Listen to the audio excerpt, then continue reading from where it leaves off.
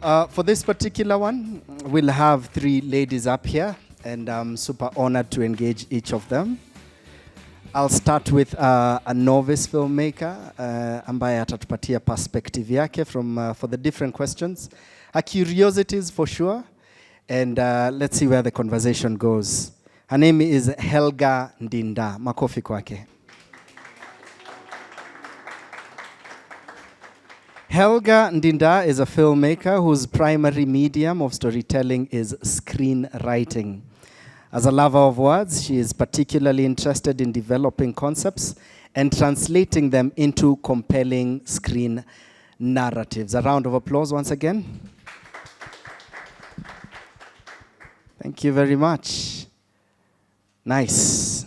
Our second panel member. Her name is Sanaa Mukabana. A round of applause as she comes. As a child, Sanaa Mukabana was enthralled by television and was captured by the mystic lands of imagination, bringing on an enthusiastic appetite to explore the cinematic world. Initially inspired to be a war correspondent, she enrolled at university and discovered a joy for the cinematic world. She started work as a communication officer and soon transitioned into being a video editor and videographer. Sanaa Mukabana is a video producer, a filmmaker, theater director, and entrepreneur with 14 plus years, by now it's 15 plus years of experience, creating content for broadcasts, corporate clients, the stage, as well as the web. Makofi kwa Sanaa Mukabana.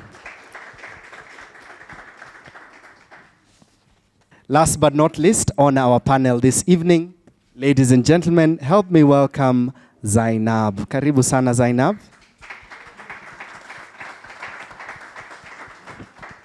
Msijali niko na paperwork, eh? Just a bit. Now, this particular guest, anakaa on the same panel as one of the previous guests on our earlier panel. She represents the KSG, but let me tell you a bit more about her. At the intersection of storytelling and social consciousness stands Zainab Mejja Adam, a Mombasa-based filmmaker, scriptwriter, and producer who crafts narratives that do more than entertain. They reflect, challenge, and transform. As a secretary of the Kenya Scriptwriters Guild, Zainab serves as both a record keeper and a resonant voice for a new wave of meaningful storytelling. Among her standout works is Round 1, a powerful documentary that not only won the Best Kenya Documentary at the 2024 Kenya International Sports Film Festival, but also received the special prize at the 2025 Lamp Art Shop Film Festival. Her impactful films include Jipu, Circularity, I got it, Circularity of a Coconut, Wavuvi Sitini, and the highly anticipated upcoming project, Makonde. Makofi kwake Zainab. Nice. Karibuni sana. Good to have you with us. Fantastic. Now, where do we start? Let's start with a question that I asked the gentleman at the beginning. What's the last and the latest film project that you've watched? Preferably outdoors, lakini pia kama ni Netflixing or other ni sawa pia. That was Kenyan. And that hopefully you liked. Yeah? Let's start with you. Helga. So the last Kenyan film that I watched and I liked was definitely, Igiza. I really liked Igiza. I know it's adapted, but it's also one of the best Kenyan films I've watched series. So a Kenyan TV show. Igiza, thank you very much. Santa? I've forgotten the name. The one that had Genre in it. What's it? It's a free country. Yeah, good. It's a free country. It was really, really good. Yeah. Yeah. Nilikuwa kwa It's a free country. Makofi tafadhali. Producers bana. Brayo, mi kuwa actor.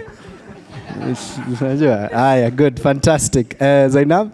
I've watched a film called Impure.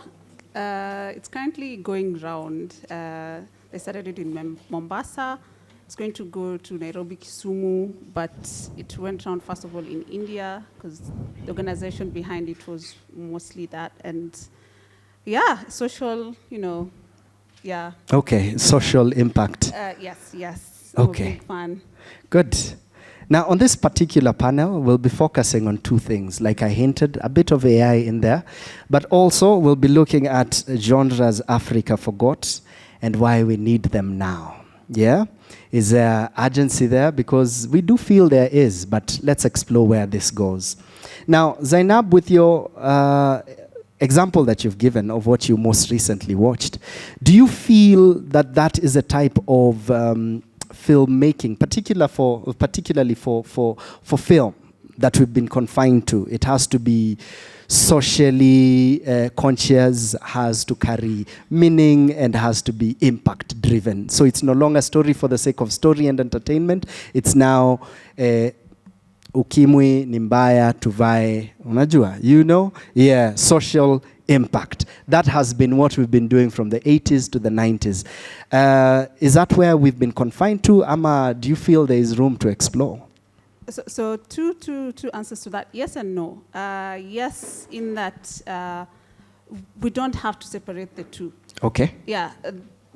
When you say social impact, doesn't mean it's not creative. You can go all out. A thriller can be social impact related.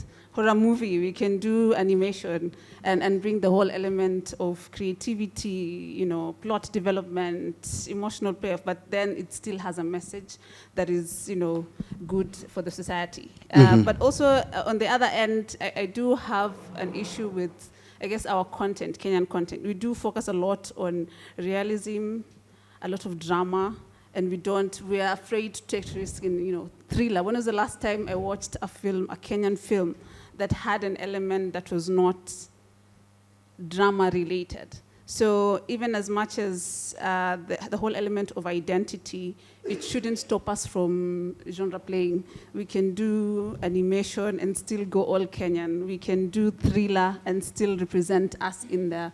So I feel we can do more. We can do more than realism. We can do fantasy. I would love to write fantasy, and we just need more people to be open to that, especially producers and everyone, really. Yeah.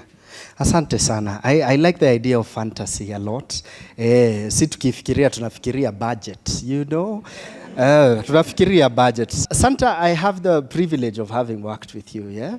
So Yes, most yes. of my questions zitakuwa zinatoka from, I know you. I know you. Let's underline fantasy for a bit, yeah? I know a lot of the things you think about are not your kawaida space, yeah? Why do you think we feel a little bit constrained, especially when it comes to things as approaching fantasy, yeah? Do you feel we are sort of, again, confined when you're thinking budget? Ama, is the audience not ready? Because I know she directed Sanctuary, which was a sci-fi on the Kenyan stage. But selling sci-fi is a struggle, is quite a struggle. Do you feel that our audience is not ready and this might influence us to not write that?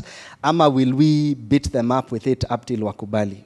I think the places that we really excel in are comedy and drama. And unfortunately, comedy is the selling point for a lot of things. And I think because of FOMO, people don't want to not be the person that didn't go.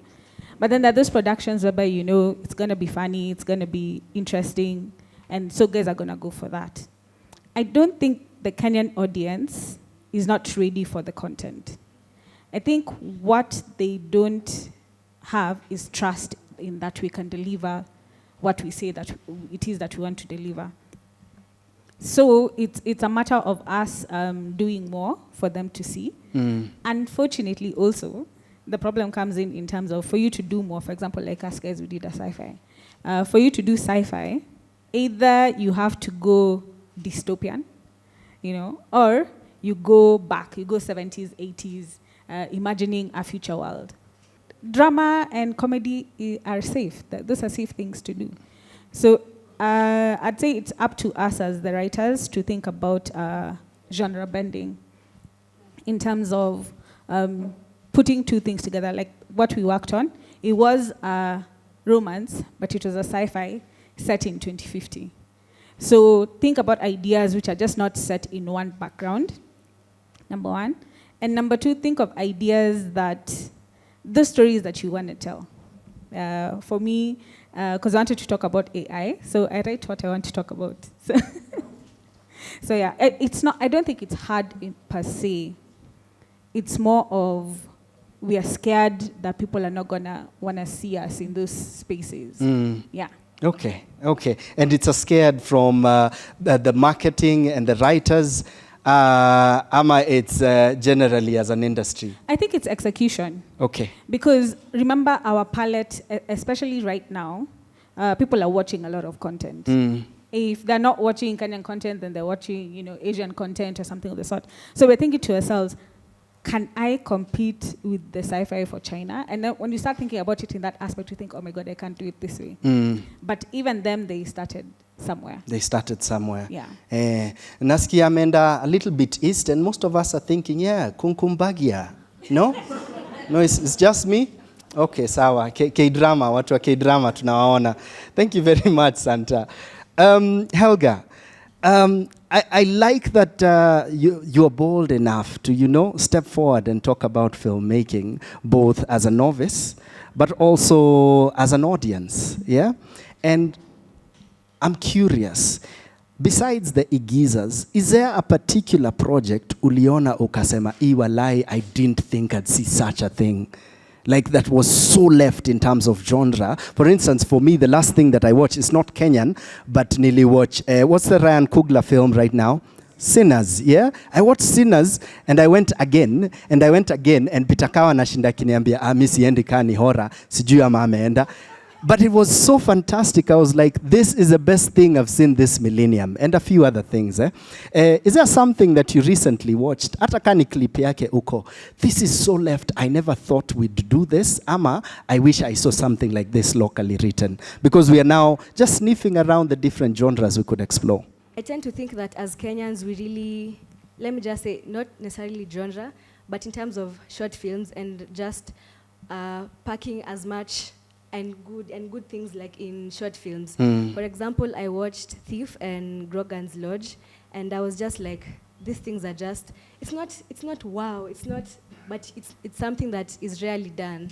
If you think about how many films Kenyans have done, you rarely see the Thieves and the Grogan's Lodge. You just see, we're saying we're not naming names, but you see the ones you see the dramas, you see the comedies, you see all these things that are familiar. You know what's going to happen. If you are to be told, okay, complete this script, you'd actually complete it. But things which are, you know these things which dare to go against the grain, we rarely do that as Kenyans. And I think what Santa has said, we like to play it safe.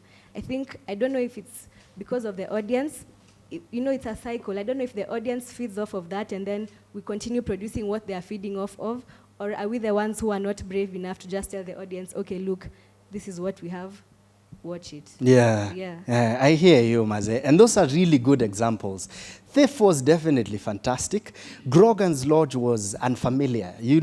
When was the last time you watched a horror? When was the last time you saw a Kenyan short and there was a table of heads being siwaribi, spoilers, but there was a table of human heads on being served for dinner. And then you watch muitafute wherever it is. So let's explore that. Where else can we go? We've seen drama, we've seen comedy. We are now speaking of possible horrors, especially from the KSG side. I'm sure mnaketisha watu mnawaambia aya, you can go here, there, everywhere. Give me a few other genres you think we could explore. Here's a big one, and I believe it's an explored in Kenya. We think identity, I'm gonna build up on it. We think identity and we think Kenya as a whole. I think identity, I'm from the coast, me I'm from Mombasa. I think identity and the person that they described is not me. And that's what we're missing. I feel we have history and mythology we can build on from our stories, from our tribes. We have Kina Abu Nuwasi when we were growing up. Those were our stories in Mombasa. I'm sure the Kikuyus have their stories. The Luos have their stories. We know, I can tell you a lot about the Greek mythology, the comics I have read, the movies I have watched. And they were probably made up. I don't even know if, for real, it happened. And we have real stories that probably happened, and we're not exploring at all. So the mythology element, our history, we can build on our history. I believe early birds really was successful because we could. Tomboya was ours. Too early for birds, yeah. Yeah, Too Early for Birds. Yeah. Tomboya was ours. They explored that. Can we do others? We have many of them. And film, how else? I like that. I really like that. So clearly, KSG seemed to be big on this, yeah? Correct me if I'm wrong, but Mutendei spoke about it as well. Adaptation. There is opportunity for adapting our own stories. Unajua, from, like you said, the Abunuasis, and he mentioned a few others. I really like that. Santa, is there a genre you feel we have not explored? I feel like I'm so impartial because I love thriller, I love crime, and I love sci-fi. So anyone who's doing those sorts of things, and horror also. So anyone that's doing any of those sorts of things and mixing them up, they're definitely going to catch my attention. I think that things that we do a lot, crime, because maisha ni ngumu. So everyone feels like we need to talk about crime and what's happening. But it would be interesting if your story is a crime story that happens in a haunted house. Where can't we have something like that? A haunted house that has a portal to X and X place. You can still do your crime, still go down that road, but then give us something more in that conversation. Yeah. I like that. I like that. Yourself, Helga? I will say fantasy. And fantasy in terms of, as Kenya, we have a very rich history in terms of our legends. You see a lot of these legends being written for stage. You see, which one was this? Luanda Magere. Yes, Luanda Magere. You see these things being written for stage. But I think, is it that film writers are not that bold to explore this, or is it the budget? You ask yourself what. You ask yourself. But that's the thing, we have AI. AI has opened up the world to so much possibility. You don't have to actually, blow up things. That there's AI for that. And I think as Kenyans, the one thing is that we actually, I'll just say bold enough to actually just do these things. I mean, I'm seeing like guys who are here and it's my age. You said the youth archetype or archetype, whatever it is. And it's us, you don't see here old people or middle-aged people who are trying to come and learn about scripting. You're seeing young people who actually just want to go and explore these things and just come and learn, okay, you're saying we have comedy, we have dramas. Do you know how many people here have scripts in their drive that is not comedy, that is not drama, etc. etc. Sijui mbona ameangalia wengine wetu akisema middle-aged people. Asi mimi angalia na hii direction bana. Okay, I hear you. And I like the reference to what is going on the stage. So you've clearly mentioned Too Early for Birds and what they did for Tomboya. Santa, you did something on sci-fi on stage. Why are filmmakers not willing to go there? Why am I not seeing a TV show following Luanda's life story, ama something that fantastical on screen? Yeah? I don't know if we would turn out to watch, but we wouldn't know unless we try, right? Good. Nimependa vile umeongea juu ya AI and the opportunities therein. I'd like to use that as a segue. Before I go there, I was hoping for Zainab to be a bit about the gap around sports stories. Okay, so our film is called Round One. It's about boxing and youth in Mombasa. And it's a documentary about 25 minutes long. And it feels, when you watch it, it feels like it's an hour, but it's 25 minutes. And what we did, I believe, was something, it was a challenge. It was a grant sponsored by the French Embassy, right? And last year, France was hosting Olympics. From the programs, we were going through Cinema Mtaani, so eventually we were producing something, and we were like sports. And we wanted to go different. And we were introduced to this club, which is not even a club, it's like a community kwa mtaa, where an old boxer is training youngsters using classrooms. It's just amazing. I'm not even going to spoil it for you. We'll just wait until it becomes public. It's not public yet. Okay.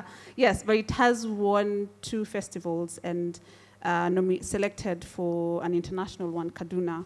And the thing is even with the sports, you hear same stories. When we were doing that film, and I was a producer, but I was also the writer researcher, and in the space we were at, we go to, because, set, you go to the boxing ring and all that, there were other sports that were happening. There was the karate guy who was telling us so many stories about, he's a trainer of a karate, and there's a particular, apparently in Kenya, we have karate as a sport and competitions, all the way from primary school, hadi like adults. I didn't know that. I don't know if many of you knew that. We didn't, yes. And again, is it, maybe the question again, is it something we're afraid to explore because we are used to drama and comedy? Because let me tell you, our film came out great, as you can see with the awards we are winning. But then again, the question is, if you were given the chance to choose, would we have chosen sports? Probably not. Probably not. Probably not. Yes. So again, maybe the previous panel, sometimes maybe our audience, we need to make them see, they don't know what they want until they see it, maybe. And we as filmmakers can do that. And I feel like the writers is where it all starts. Us, the writers. We, and of course, but with the help of, because I feel like one of the disconnect we have, it's not just we are afraid of the stories, but we don't have that communication. So you said it's true. The audience, they cannot trust us. They're probably like, hey, ati sci-fi, Kenya, I want to go and laugh. And then the producers are like saying, budget. And then the writers are thinking, how will I write this character like this? And I feel like it's a conversation we can all have. Because writers are saying we can do it. The producers, sometimes the writers decide how the production is going to happen. It doesn't start with the money. It starts with how the script is. Because there's some who are, have you seen these short films on YouTube? And it's like 1 minute, and then it's like, oh my God, psh. And it happened in one room with a matchbox. This person came out and did what? Like literally, like things happen, and it's just, clay they created, and then some of it was a human being. They just recreated the whole thing. And writers can do that. By the time producers are seeing, okay, this is not, but we can. And, as I said, creative ways of how, I feel like we can do it. But the conversation has to go around. Yeah. And everybody, we can do that. So, okay. Yeah. Santa, I'll do a question on her again, but I want you to think about this. Just backing on that. So does it mean then it requires, like the actors have been doing, actors are now moving into producing roles so that they can now decide the way their careers are going and the roles that we're playing? Do you feel then it means for us to move forward, that it means the writers have to now push themselves into producing roles as well, so that at least now uko mi ndio nasema and this is how we are going, so that even if you're not thinking of budget, that's not your side of producing, you still have, the capacity to say this is how we are heading, yeah? Think about that for a bit. You spoke about documentaries, Zainab, I'm still on you, yeah? Sure. What is the space of the writer in putting together a documentary? Yes. So we see all these fans, and fans are notorious for going in that direction, documentaries, and especially, nothing wrong with this, female storytellers. Yes. It is what it is, up on your tuko. What is the room for the writer in putting together a documentary? Are you a mere observer trying to find story from fact? Or are you sort of curating the direction in which your piece will go? A little bit of both. So when you're talking about a writer in a documentary, we are not writing the script, because really you're shooting what is there. And sometimes you don't even know what's going to happen next week until it happens, and then you shoot it. But what we do is we choose the story, we choose the questions to ask. That's still writing. We choose where we are going to shoot. Are we going to the boxing space, or are we going to, and that's a different script. So a writer is still doing some writing, but most importantly, they're doing a lot of research. Because before you identify a story, so in our case, it was like boxing. So we have this team. There are several members. We had to choose 2. Actually, we had to choose 1, but then 2 stories came out really well, and we did both. You have to research and get to know all these people, and of course, you don't have to do all that, but you can ask, let's say, Here, this person, you'll hear, you talk to this character and then they'll tell you something about someone. You talk to the coach and then they'll tell you something about someone. Before we even decided on the 2, I had researched like 5 characters until we decided on the 2. And then the 2 had, oh my gosh, they had stories to tell. And then later, that's how we wrote the story, even though we didn't. Because we were following their lives. We were documenting whatever it is they were going through. We were documenting their journey from one point to another. And it felt as if it was a movie, but it wasn't. So there is the element of research, which I feel is sometimes underestimated in fiction as well. It's very important for that to happen. Sometimes our stories are not just bad. They're bad. Have you watched a story and then you're feeling like, I don't know what exactly, but it just feels wrong. I didn't connect. Sometimes it's the research. This psychiatrist is a psychiatrist, but he's talking about doing something that is not related to psychiatrists. Or this teacher is a teacher, but they're acting like they're not. So there is the element of research, which I feel like fiction can also borrow from documentary. But yes, writers. Okay, Yeah, asante sana. Yeah, it's always interesting, especially when, for instance, they are funding a documentary and they sort of want you to forward a concept note or other. Yeah, yet it almost feels like you're writing in reverse. A mountain of research, so it's good to hear from you. So yeah, back to you, Santa. Does it mean the writer now has to get into the position of the producer so that they can at least dictate the direction the projects are going? I have the benefit of working in different spaces. So I've done B2B, I've done documentaries, I've done fiction. So I know how all of them look like. And I use all of the expertise that I've learned in those different spaces to be able to create my stories. Like when we were working on Sanctuary, I already had the end in mind, even before I had written what was going to happen in between. But as much as, yes, I'm writing what is in between, I've also gone and I've read up on the elements of writing a story. Freytag's pyramid, Chekhov's gun. If a gun is on the table, it needs to go off. If it's not going off, then it shouldn't be in the movie. And these are some of those things that you need to think about, even before you think about, I want to make my own, I want to produce my own story. Because as writers, we have a big imagination. The imagination is huge. However, the imagination needs to be managed. I don't know if that makes sense.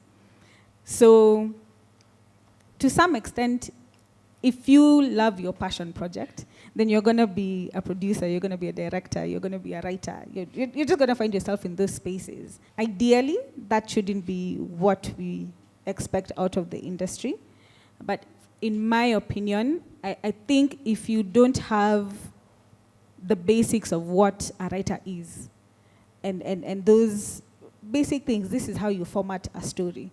It's hard for you to write a good and proper story, because the issue that we have with Kenyan content is we have an issue with beginnings, endings, and characterization. And until we address those 3 things, even if you're a good writer and you go into producing, the weight of producing is going to kill you. Because now, as a producer, you're going to have to think about what will people eat, when we're on set. What will the director do? How will the DOP shoot? And now that becomes a totally different ballgame.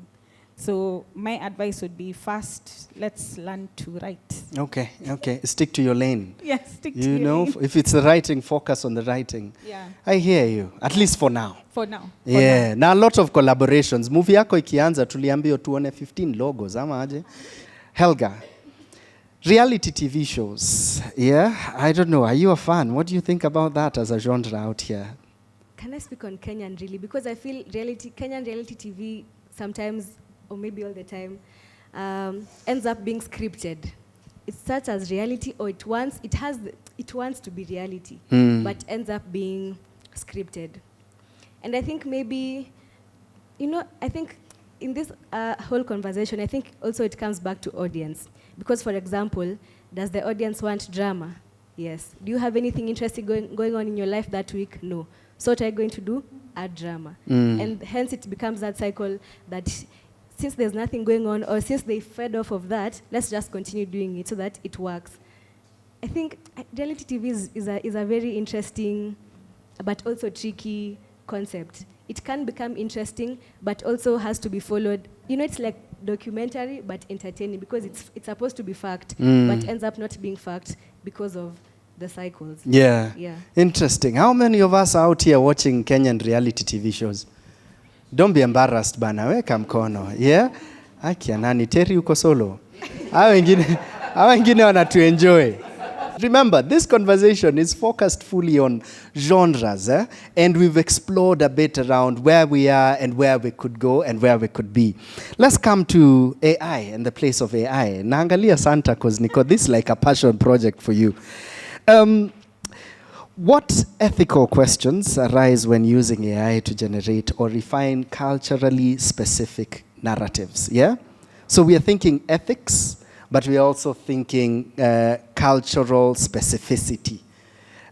What are your thoughts on that? Then we'll build up on that. One thing you need to realize is that AI generates information from data that it has gathered.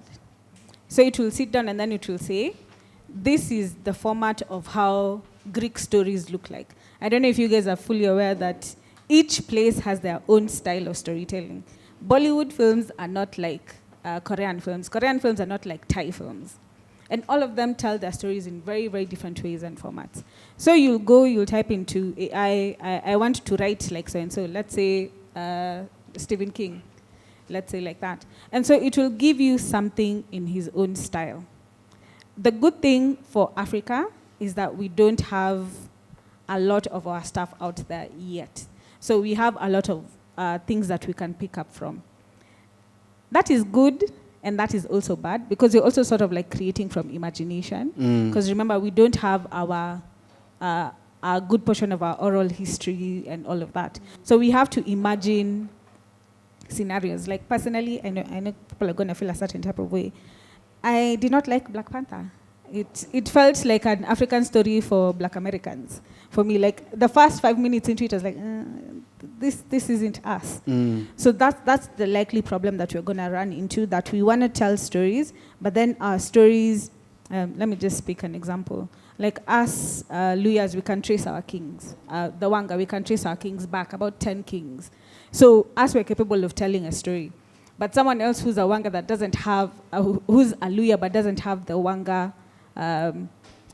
should I call it background, might say, let me tell my story in that sort of way. But, you know, us guys are from Uganda. So even how we tell it is going to be different. So those are the issues that we're going to run into. AI is a tool to help you figure things out. If you sit with the AI and then it writes it out for you, then are you really a writer? Like that's a question. So go out there and do the work. Go read, go watch movies. Like don't half-ass it. Because in my opinion, I feel we're getting to a time whereby people are going to be able to tell an AI story from afar. And they'll look at it and be like, I don't want to watch this. This thing isn't for me. Right now it's hard to tell because we don't have that experience. But eventually with time, you'll be looking at it, you'll be like, this story doesn't seem... It's giving AI. It's giving AI. Asante sana.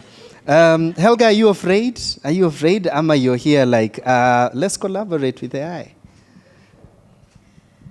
I think there's a balance between, the world is moving forward, and you can't sit and be afraid of AI while other people are using it to their advantage. So it's also upon us to just use it to our advantage.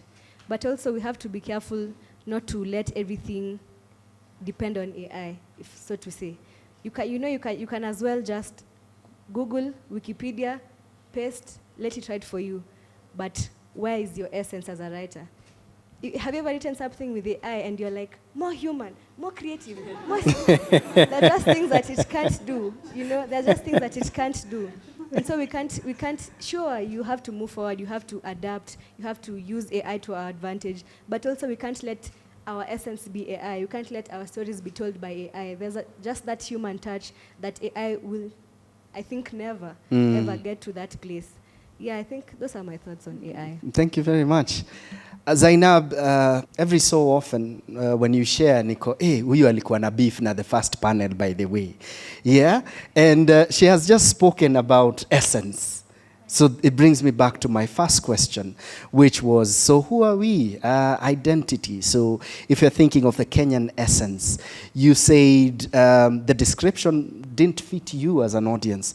So who do you feel, first of all, you are, and who do you feel we are as a Kenyan audience, but also our identity, so to say? A number of things they said were right. For instance, matatu, that's everywhere, right? But there's a way, when you say tuk-tuk in Mombasa, we get it, and Nairobi people don't get it. Because the tuk-tuks in Nairobi are not. Okay, well, watu wa bypass wanajua tuk-tuk, no? They're not. Okay. Yes, they're just not. And there's a way pikipikis, what do they call Nairobi? Boda. No, Dunda or Ndudhi. something. Ndudhi. There's a way pikipikis are used in Mombasa, Nairobi, that in Mombasa we don't. Like not that often. You will look for a pikipiki, unless there's some specific places don't want pikipikis go hapa. But you just don't find them randomly. Like there's a way Nairobi has pikipikis everywhere, right? And that's fine. Like we don't all, it's kind of like, you see how there was one who said we can have a visual, that's fine. Let's see with the Canada, when you draw that Kamapo leaf, we're thinking Canada. When you're thinking cherry blossoms, you're thinking Japanese, right? When you're thinking that American flag, that's Americans love their flags. They will carry it everywhere. Kenya, we can't force it, but we don't have to. Like I don't have to. Somebody from Mombasa doesn't have to be like somebody from Nairobi. Fine, we can say, let's say the Kenyan flag. Right? What else can we say? Matatu, kind of, but also matatu. We don't have only bus. You call them matatu. In ours, go to see matatu hizo. See matatu. In fact, we don't have. Zilianza kuja kidogo recently, but we don't have that in our streets. We don't see those big buses. A lot of news. We don't have that. But are you going to force it on me? we don't have to though, right? We can have the usual. I feel like there's this element of us that we tend to think outside. We're westernizing even the way we think. That's a question that would be coming from a Western person. That's not a question that would be coming from a Kenyan. A Kenyan, we are community-based. So we are Kenyans because of how we relate to each other. It's very intangible. I don't know how to explain it. But all of us are Kenyan here. There's a way we will talk. And you'll just sit in Kenya. But I have a hijab on. She probably loves braids. That one, I guess those are dreads. And it's fine. We don't have to identify physically. But our hearts are Kenyan. And there's a way Kenyans are Kenyans. And it's not really on the way they talk. Because there's sharing. But again, Mombasas, we don't do that. In Lamu, the Kiswahili is not even like Swahili. It's Bajuni and it's another. Are you going to say they're not Kenyan? Oh, they're so Kenyan. They love the ocean. They're there, hapo kwa bahari. But that's still them. I feel Africans can explore. It's not even just Kenyan, because it's fine. We see and we think Marvel and we think all that. When she said AI, the risks. One of the risks about AI is that it makes us all feel as if we are all the same. So you will write this question. Somebody from Mombasa will write that question, and somebody from China will write that question and probably get the same answer. And it's not. Traditionally, culturally, socially, the answers should be different because of how you are raised, the background, and everything. So I feel that's what makes Kenyans Kenyans. Okay. Yeah. I hear you, because what I hear is we are multicultural. Yes. Thank you. Thank you. Santa, especially having gone to school for this, yeah? Do you feel there's a gap between what is being taught in our universities and what we actually experience on the ground? Because the school of life is different out here. To be quite honest with you, I think we're going through what Black Americans went through when they were doing 12 years a slave and all of that.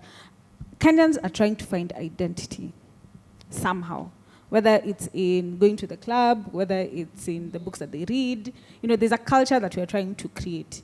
Unfortunately, we want the culture to be homogeneous so that culture fits all of us. So when we watch something, we say, this isn't Kenyan. Like personally, one of my favorite shows is Housewives of Kawangware. I love that show so much. But I would never connect with someone on that level because I haven't experienced life like that.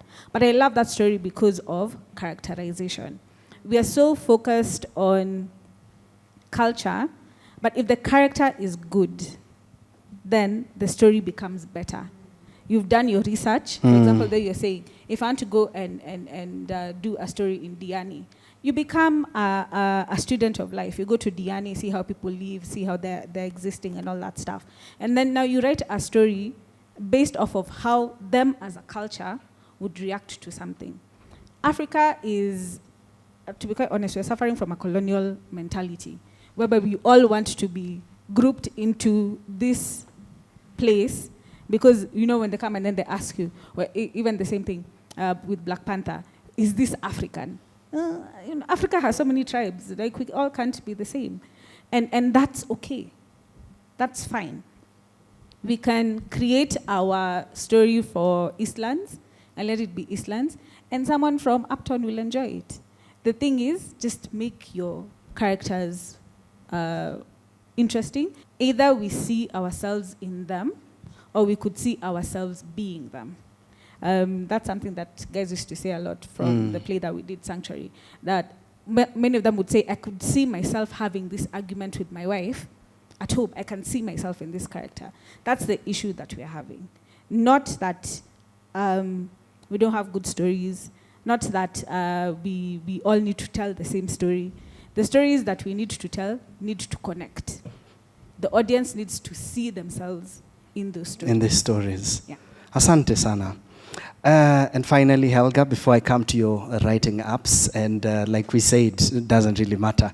Helga, what do you wish, especially as, you know, you're uko lap za kwanza, and definitely going for the marathon. What do you wish all the filmmakers, particularly writers and producers, would tell you? Unajua, are there gaps uko hapa mja nijibu vizuri? Because I happened to be somewhere not too long ago, maybe a year, 2-3 years ago, and Likarion was speaking, and more of the younger filmmakers were like, easy vitu na easy vitu amja tuambia, you guys. Then he was like, yo, we are also trying to figure it out. So I feel there are a lot of things we as the quote-unquote upcoming generation, I feel, we including me, sisi majenzi, okay, why are you not answering these things? So is there anything you're curious of? And I wish the ones before us would tell us a bit more about this. Before I answer that, I'd like to say that as a student of film also, someone who went to school for film, I'd just say that in as much as there's a gap to how maybe what you're taught and what you actually come and experience out here, I'd like to say that school was important for me, because it taught me the rules. And I had Butita here say that they broke all the rules of production when doing the film that they did. Sorry, I've forgotten the name. My ex. Yes, it is important to know the rules so that you bend them. I like genres, or the fact that it is a word and something that is defined, because it gives your film structure. You come out here and sure, you want to create a sci-fi film, that's okay. But do you know what a sci-fi is according to what is written? You may want to break the rules, but can you first get what is there right? Coming to your question, I'm of course not naive to what the industry is. It is what it is. Butita has actually given us context in terms of, you see a lot of drama series being put out there, and you're like, yeah, but why are they doing so much drama?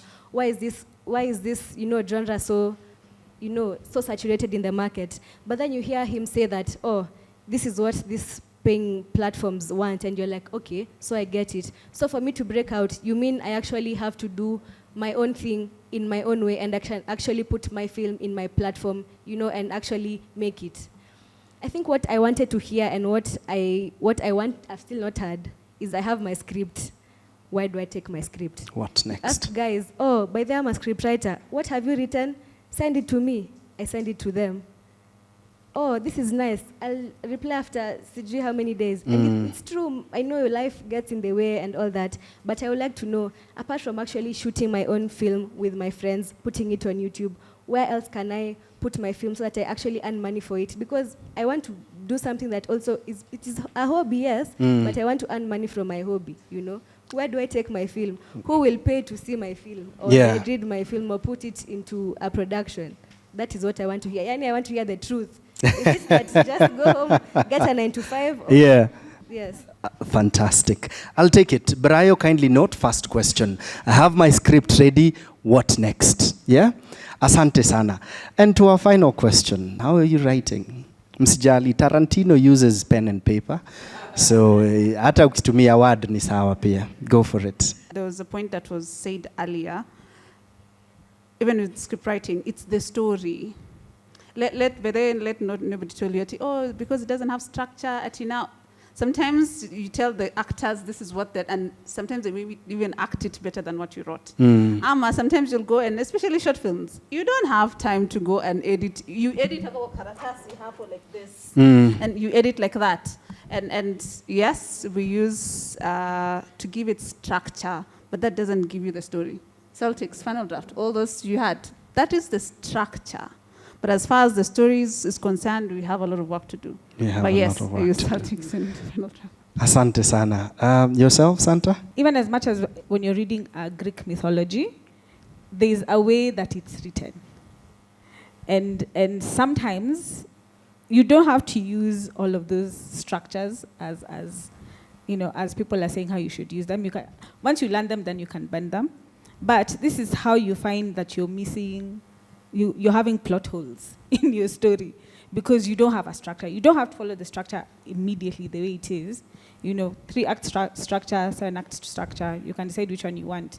But for me, it helps me fill in the gaps. And what you find is that a lot of stories, a lot of Kenyan content has gaps. And sometimes just the feeling of a writing software helps you figure out what's happening. Personally, I use Final Draft. And then for conceptualizing, I use Trello a lot. So on my Trello, you'll find I have done world building, I have done character analysis. I've done, so even when my team is coming on board, I tell them, before you touch anything about this project, you need to have read the Trello board. I don't, even as the actor, I tell them, as the actor, you need to go see what the world building is about. You need to go and see what your character is about. Even just small things like tracks. Like I'll have music that I assign to specific characters. And I'll tell them, there's a reason why this song is there. As much as, yes, we want people to go on set and do whatever it is that they want to do, unfortunately, this is where you see some strong actors in some shows and others who are floundering. Because the people are not, they don't know where they're at. And you need to get them. That's what the work of a director is. That's not the work of the writer. But as the writer, once you create that world and you communicate it with the director, then the director is able to execute your vision well. I like that. If you can't explain what your vision is, then everything that they do is going to seem, you're always going to be dissatisfied as a writer. Yeah. So Final Draft for structure, Trello for world building. Thank you. Yourself, Helga? I use Final Draft for writing of the script. I used to use a book for... Which is fine? Which is fine.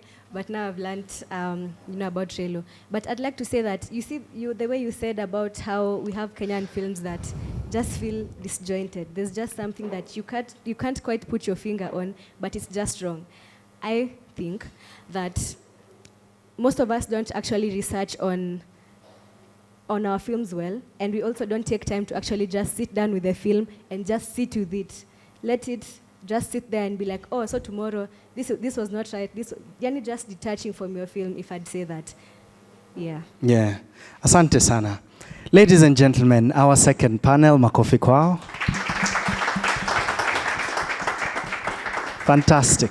Thank you very much. Now, over to you. Are you ready with your questions? Yeah. Good.